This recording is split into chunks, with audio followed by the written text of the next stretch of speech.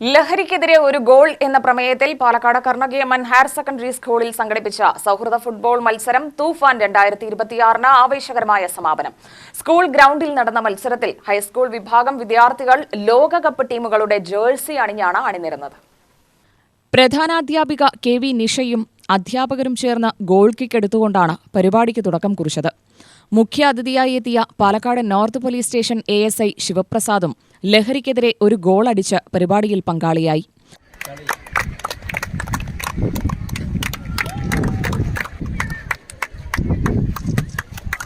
തുടർന്ന് അദ്ദേഹം ലഹരിയുടെ ദൂഷ്യഫലങ്ങളെക്കുറിച്ച് കുട്ടികൾക്ക് അവബോധം നൽകി. കായിക അധ്യാപകൻ വിനോദിന്റെ നേതൃത്വത്തിലാണ് സൗഹൃദ ഫുട്ബോൾ മത്സരം നടന്നത്. വാശിയേറിയ ഫൈനലിൽ അർജന്റീന ടീം വിജയകിരീടം ചൂടി. 1 ജേഴ്സി 1 പാഷൻ 1 തൂഫാൻ എന്ന മുദ്രാവാക്യത്തോടെ നടന്ന മത്സരവും വിളംബര ജാഥയും കളിയിലൂടെ ലഹരിയെ തോൽപ്പിക്കാമെന്ന ശക്തമായ സന്ദേശമാണ് സമൂഹത്തിന് നൽകിയത്.